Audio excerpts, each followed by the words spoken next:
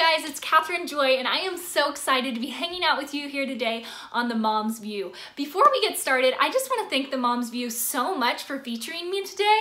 I have been following their YouTube channel for a while. I love their Instagram, so I feel so blessed and appreciative to be able to come over here and share some of my tips and thoughts for staying sane when you have young kiddos.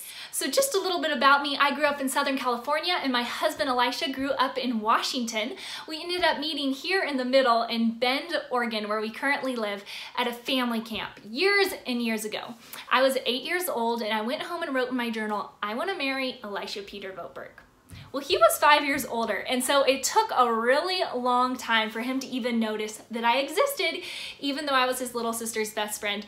But eventually he did fall in love with me, and we got pregnant on our honeymoon with our first son, Leon Tucker Votberg. He was just such a joy, and Lucy followed him 13 months later. So now I have two kiddos under the age of 15 months. My husband and I are both self-employed, and we actually work together in a network marketing company. I absolutely love it, but there are some moments that are kind of crazy. So my YouTube channel and my Instagram are both devoted to just encouraging mothers in the joys of motherhood, even in this kind of crazy, chaotic time. That said, I would love for you to find me over on YouTube, Now That I'm a Mother, my blog, nowthatimamother.com, and my Instagram, Now That I'm a Mother.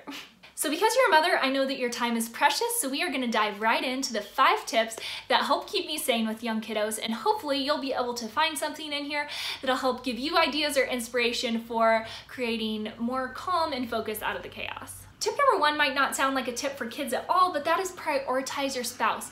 When you have kids, there's a lot more tension and pull on your marriage because there's more needs to be met, there's more fussiness, there's more emotional drama, and so if Elisha and I are not pouring into each other and staying strong as a unit, then we're really detached and we aren't able to pour out on the kids as well. Some ways that we do that are date nights, but instead of going out to a movie or something like that, Elisha and I love to work out together, or do a different activity or a hobby before we go to dinner because it just gives us more to connect on. Something else that we do when babysitters are sparse or money is sparse, we do date nights in.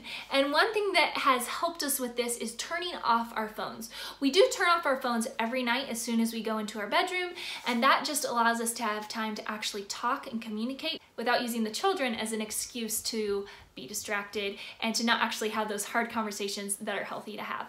If you are a single mom, I respect you so much. I honestly don't know how you do it. Find a mentor or a woman in your life so it's not just one-sided and you aren't just constantly pouring out, but you're also being poured into. My second tip is kind of controversial, and that is scheduling. So scheduling my children's nap times together and scheduling their bedtimes pretty early has really allowed me to have time to pursue other activities and hobbies that I like to pursue, and it also has allowed more time for Elisha and I together. So I combine time blocking with scheduling, and I really just have 2 time blocks because I like to keep it super simple, and that is the time when my kids are sleeping. I have certain activities I do then, and then times when my kids are awake. When they're sleeping, I do things that require complete focus or complete quiet. So for instance, filming this video, working on my computer, making calls for my business, stuff like that. When the kids are awake, I do more things that are domestic, so cleaning, cooking, working on projects around the house. Stuff where I'm moving, they tend to find that a lot more engaging. I can usually wear Lucy in the wrap light, do these kinds of things,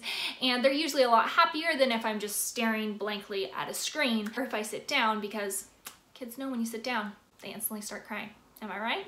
A third tip that kind of goes along with scheduling is having routines and systems in place. My YouTube is really heavy on the systems and routines because I find that having routine for getting places on time, having a system for my diaper bag, actually that one's really popular, having a system for meal planning, how we spend our money, how we make decisions. Are Elisha and I flexible? Yes, we love to be spontaneous, but having systems and routines to flow back into after a time of just going out and winging it is really helpful, and it brings stability to the kids and also just eliminates brain power that I have to use to get through the day. I have 2 more tips for you guys, and the first one is blanket time or pack and play time. I started this when Leon was about 12 months old, and I just put him in his pack and play with some toys. I leave the lights on and the door open, and he just plays in there happily.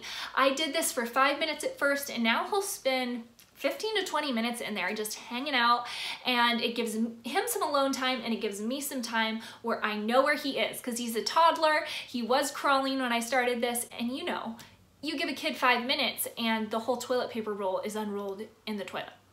My last tip kind of goes along with taking time for yourself, and that is try to get up before the kids get up. I know this can be super hard, but I find that when I get up, I'm able to ease into my day. I'm able to have quiet time, I'm able to get dressed, I'm able to get ready, whereas when the kids wake me up, I'm instantly groggy and confused and trying to figure out why people are crying and hungry, because I am not ready for this to be happening right now.